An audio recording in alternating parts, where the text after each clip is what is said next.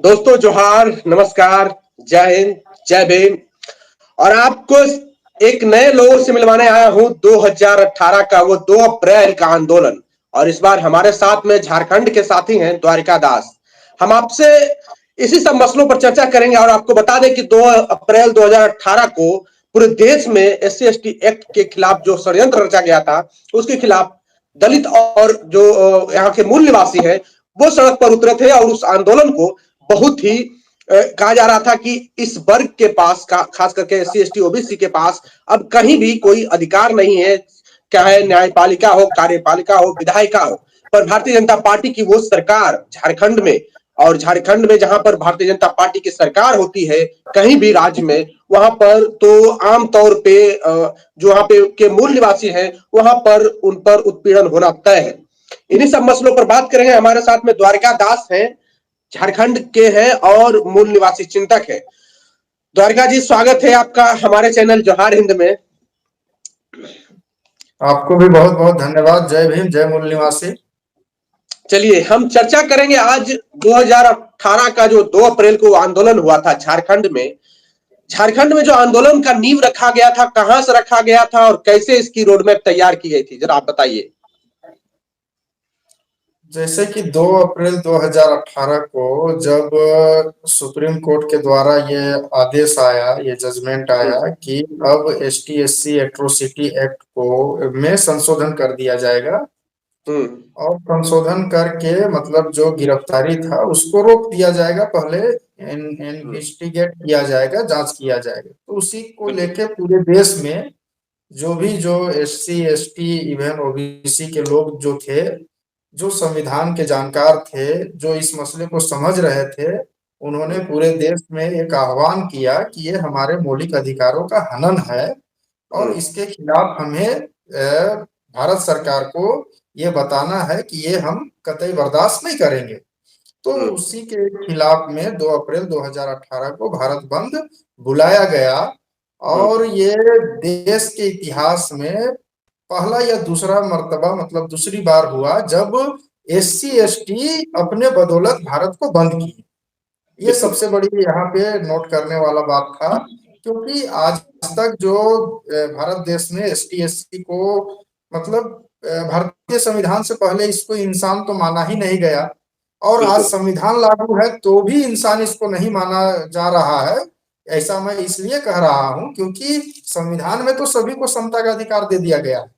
लेकिन संविधान और समाज, जैसे आप समाज में आते हैं वहां पे समता का अधिकार का खुले तौर पे उल्लंघन होता है। ऐसा मैं एक दो एग्जांपल देके आपको बताता हूं। अगर आप देखे होंगे, राजस्थान में सुने होंगे कि एक बच्चा को इसलिए मार दिया गया क्योंकि वो घड़ा को छू देता है जिसमें पानी रहता है, बिल्कुल। इसीलिए मार दिया गया। हम्म। तो जो झालोर का जो घटना है, मार दिया गया। दूसरा ही राजस्थान में आप देखेंगे तो मूछ रखने पे जो जितेंद्र जो वाल्मीकि है उसकी हत्या इसलिए कर दिया गया क्योंकि उन्होंने मूछ रखा था। तीसरा अगर हम्म। यूपी में हम देखेंगे, हाथरस की घटना जो कि पूरे जी। दुनिया में गया, मनीषा वाल्मीकि का। जी। तो ये एक छोटा, मतलब कि जिसको बोलते हैं दो तीन एग्जाम्पल है। उसके बाद डेल्टा मेघवाल है। और इसी हम्म। तरह जो देखा जाए तो हमारे एसटी मतलब शेड्यूल ट्राइब जनजाति जो लोग हैं, अनुसूचित जनजाति जो के लोग हैं, उनके साथ भी सेम एट्रोसिटी हो रहा है। और ये एट्रोसिटी जो है कास्ट के बेसिस पे हो रहा है, मतलब जाति के आधार पे हो रहा है। दूसरा, हम्म। अब ये कास्ट से जाति से होते हुए अब ये संस्थानों में चला गया। संस्थानों अच्छा। में चला गया। संस्थान कहने का मतलब देखिए, वो बच्चा जो पानी पीने गया वो स्कूल में मारा गया। इससे बड़ा द्वारिका द्वारिका, मैं आपको रोकना चाहूंगा। मैं सिर्फ 2018 की वो चर्चा करना चाहता हूं। अभी मैं उन सभी मसलों पर विस्तृत में जाऊंगा और भी बातचीत होगी। 2018 का वो नींव कैसे रखा गया था। अब जब आप लोग बंद का ऐलान किए तो किन किन लोगों से बात हुई और क्या क्या बात हुई आप लोगों के, क्या कोई बड़े नेताओं से बात हुई झारखंड के। देखिए, वो तो न्यूज जो रखा गया वो कोई बड़ी नेताओं से कोई बात नहीं किया गया था। और आपको बता दें, 2 अप्रैल 2018 का जो भारत बंद जो किया गया वो कोई राजनीतिक पार्टियों के द्वारा नहीं था। और बिल्कुल। ये इसलिए हुआ क्योंकि राजनीतिक पार्टियां फेल हो चुकी है। अब जनता का जो इशू है उस इशू पे राजनीतिक पार्टियां बोलने के स्थिति में नहीं है। ये आप जब से ये 14 के बाद ये बीजेपी की सरकार आए हैं, कोई भी हम्म, राजनीतिक पार्टियां ट्रेंड से नहीं है, आप ये देख रहे हैं और समझ रहे हैं। चाहे बिल्कुल। बिहार हो, झारखंड हो, गोवा हो, एमपी हो, कहीं भी, चाहे पूर्वोत्तर भारत हो, कोई भी जो क्षेत्रीय पार्टी है, राष्ट्रीय पार्टी है, वो जनता के हितों की बात नहीं कर रही है। और ये जो भारत बंद था, ये स्वतः जो था सामाजिक, जिसको बोलते हैं, जो समाज में जो लोग जागरूक थे उनके द्वारा बंद किया गया था। और आप इसमें नोट किए होंगे कि किसी पार्टी का एक झंडा भी बहुत मुश्किल से कहीं दिखा होगा, कहीं पे बिल्कुल बिल्कुल। किसी पार्टी का झंडा नहीं था। जनता इसमें, जो आम जनमानस है, वो रोड में आया हम्म, और इसके कारण भारत सरकार, केंद्र सरकार इस पे झुकी और ऑर्डिनेंस लाई, और ऑर्डिनेंस लाके इसको जो था, जिस तरह था उसी स्थिति में इस कानून को किया गया। तो इसलिए रणनीति का बात करते हैं, इसमें कोई बड़े नेताओं का कोई रोल नहीं है। बड़े नेता हम्म, अगर करते तो फिर समाज को सड़क में उतरने की क्या जरूरत थी। और 12-13 हमारे जो बच्चे शहीद हुए हैं, हमारे जो युवा शहीद हुए, उनकी क्या जरूरत थी। वो शहादत का कोई बिल्कुल। हिसाब दे सकता है क्या? मैं अच्छा, पूछ रहा हूँ। द्वारका द्वारका मैं आपसे एक सवाल करना चाहता हूँ। खास करके झारखंड की बात की जाए तो झारखंड में बड़े बड़े नेता हैं। गुरु जी हैं शिबू सोरेन, हेमंत सोरेन जो मुख्यमंत्री अभी, और बाबूलाल मरांडी, अर्जुन मुंडा। इन लोगों का क्या स्टैंड था उस वक्त जब 2 अप्रैल को आंदोलन होने वाला था? तो कोई स्टैंड नहीं है। देखिए क्या है, अगर इसको आपको समझना है, क्योंकि हम लोग राजनीति में या सामाजिक जीवन में आए हैं, तो हम लोग अध्ययन करके आए हैं और इस चीज को समझते हैं। एक बिल्कुल। आप, ये पूना पैक्ट से निकले हुए लीडर हैं। और पूना पैक्ट से निकले हुए लीडर जो विभिन्न पार्टियों में हैं, उनको इसलिए रखा जाता है क्योंकि वो जनता हित नहीं, पार्टी हित का ख्याल रखते हैं। जो उसके सुप्रीम लीडर है उसका ख्याल रखते हैं। तो इसी अच्छा। को माननीय कांशीराम साहब ने चमचा युग करके एक बुक लिखा, और उसमें उन्होंने बताया कि ये जो प्रतिनिधि लोग जो जा रहे हैं पार्टियों से, इनको समाज से कोई लेना देना नहीं है। उन्हीं हम्म। को मान्यवर कांशीराम साहब ने चमचा कहा, पिट्ठू कहा, दलाल कहा। अच्छा, क्या अर्जुन मुंडा, बाबूलाल मरांडी, हेमंत सोरेन, शिबू सोरेन ने आंदोलन का समर्थन दिया था आपको? कोई नहीं, कोई नहीं। कि कोई नहीं, किसी ने नहीं। हाँ, पार्टियां का अपना प्रेस रिलीज रहा होगा कि हम बाहर से समर्थन देते हैं। बाहर से समर्थन का क्या मतलब? अच्छा। बाहर से समर्थन का तो हम इसको कोई मतलब मानते नहीं है कि वो समर्थन हुआ। बस अच्छा। जब हमारे देश में जब समस्या आई है, एसटीएससी जो एक बहुत बड़ा तबका है, दबा हुआ तबका है, जिसको शिक्षा से रोका गया है वर्षों से, धन अर्जित करने के लिए रोका गया है, उसका जब इशू आता है तो आप बोलते हैं हम बाहर से समर्थन दे रहे हैं। बाहर से समर्थन का क्या देखिए मतलब? देखिए, मैं लड़ेगा। आपको रोकना चाहूंगा। जैसे बिहार में हुआ था, तो बिहार में तेजस्वी यादव ने समर्थन दिया था, राष्ट्रीय जनता दल ने। और उनके सारे विधायक, लगभग उस वक्त उनके 80 75 विधायक थे। 75 विधायक सड़क पर उतर गए थे। क्या कोई विधायक झारखंड के सड़क पर उतरे थे आंदोलन के समर्थन में? कोई नहीं, कोई नहीं। कोई पार्टी की नहीं। झारखंड में सड़क पे उतरने वाला कोई विधायक नहीं था।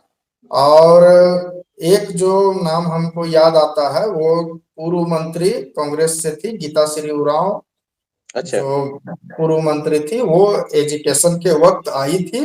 दूसरा कोई हम्म। नाम नहीं, अच्छा, कोई बड़े चेहरा नहीं। कोई अच्छा, चेहरा नहीं। जब सड़कों पर आप लोग थे, सड़कों की स्थिति क्या थी? कितने लोग थे सड़कों पे? कहाँ कहाँ ब्लॉकेज हुआ? कहाँ कहाँ कैसे बंद हुआ? सड़कों पर तो हम लोगों को उतरने ही नहीं दिया गया। ये अच्छा। अगर पूरे देश में, अगर भारतीय संविधान में जो कहा जाता है कि आपको आंदोलन करने का, जन आंदोलन करने का शांतिपूर्ण तरीके से आपको अधिकार है, उसका बिल्कुल भी हनन 2 अप्रैल 2018 को पूरे भारत में हुआ था। और उसी तरह झारखंड में भी हुआ था। हम लोग तो बिल्कुल। सिर्फ अपने जो, जहाँ पे हम लोग छात्रावास में रहते थे, वहां से जैसे मूव किए, उसके बाद तो पुलिस जबरन लाठीचार्ज की, और लाठीचार्ज करके हमारे सारे बच्चों को मारा, कैंप जेल ले गया। इवन जो आदिवासी हॉस्टल के बच्चे हैं और बच्चियां हैं, उन पे फायर किया। एक हमारे मित्र हैं संजय मल्ली, उनको तो 93 दिन तक जेल में रहना पड़ा।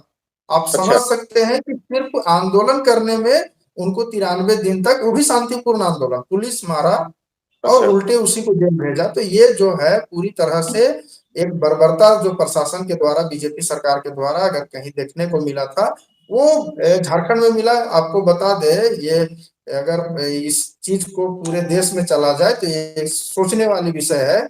एक पुरुष पुलिस, मतलब मेल पुलिस के द्वारा लड़कियों के हॉस्टल में घुसा जाता है, उनको गाली दिया जाता है, तरह तरह के गाली देके उनको डंडों से मारा जाता है, उनके निजी अंगों को छुआ जाता है और बोला जाता है कि तुम लोग क्यों आंदोलन करती हो। इवन जो वहाँ के पदाधिकारी, सक्षम पदाधिकारी, तुम लोग आंदोलन पढ़ने आई हो कि आंदोलन करना, तुम लोग का कास्ट सर्टिफिकेट नहीं बनने देंगे, सबका करियर खराब कर देंगे। और उन्होंने किया भी, 3 लड़कियों को एफआईआर किया, ऐसा नहीं कि अच्छा। नहीं किया। 3 लड़कियों को, वही लड़कियों पर एफआईआर किया जिसपे लाठीचार्ज हुआ, जिसको अच्छा। पुलिस मारी उसी पे एफआईआर किया। तो ये सारी चीज है। और छात्र संघ के जो अध्यक्ष थे संजय महली जी, उनको तो बकायदा जेल में भेज दिया गया। तो ये ज्यादती हम लोगों ने 2 अप्रैल 2018 को झारखंड में देखा। वो एक बहुत ही भयावह, जिसको बोलते हैं शासन के द्वारा प्रशासन को आगे करके एक भयावह रूपरेखा तैयार करके, और जो आंदोलन था एसटी एससी इवन ओबीसी जो साथ में आके जो आंदोलन था, उसको चलने का बहुत ही जिसको बोलते हैं अलोकतांत्रिक पद्धति के द्वारा उन्होंने अच्छा। ऐसा द्वारिका, मैं आपसे कुकृत्य एक किया। सवाल करना चाहता हूँ। क्या भारतीय जनता पार्टी की सरकार थी, इस वजह से संजय संजय महली को 93 दिन तक जेल में रहना पड़ा, या फिर अगर जो वहां पर सेकुलर पार्टियां हैं, जैसे हेमंत सोरेन की पार्टी है, जेएमएम, कांग्रेस है, क्या उन लोगों की सरकार रहती तो इस तरह का दमन या फिर उत्पीड़न होता? ये देखिए, ये तो हो गया इमेजिनेशन का बात, कौन सरकार कैसा अच्छा, चलाती है। भारतीय जनता पार्टी का रोल क्या क्या रहा होगा 2 अप्रैल को झारखंड में? भारतीय जनता पार्टी का रोल 2 अप्रैल 2018 को झारखंड में एक तानाशाह की तरह रहा था कि इस अच्छा। आंदोलन को रोड में आने नहीं देना है। और उन्होंने हर जगह लाठीचार्ज करवाया। अच्छा। पूरे झारखंड में जहां भी इस तरह के लोग निकले, सब पे लाठीचार्ज करवाया, मैक्सिमम लोगों पर एफआईआर करवाया। और परेशानी तो इतना की कहना नहीं है, मतलब उस समय ऐसा लगने लगा था कि हम अपने संविधान में दिए मौलिक अधिकारों के प्रति हम शांतिपूर्ण तरीके से प्रदर्शन भी नहीं कर सकते। इस तरह का अच्छा, माहौल उस समय बनाया गया। कितने लोगों की गिरफ्तारी हुई थी द्वारिका जब आंदोलन हो रहा था तो? आंदोलन के समय कैंप जेल में बहुत सारे, हमको लगता है कि 1000, 2000, 5000 की संख्या में भी कैंप जेल में बच्चों बच्चियों और जो भी विभिन्न संगठन के लोग थे, सामाजिक संगठन, उनको ले जाया गया था। अच्छा। लेकिन जेल जो हुआ सिर्फ एक एक को ही किया गया, जो संजय महली जी हैं उनको किया गया। जी। और 3 लड़कियों पे एफआईआर किया गया। चलिए। लेकिन कैंप जेल में सभी को डाला गया। चलिए, तो इस बातचीत को यही समाप्त करते हैं द्वारिका।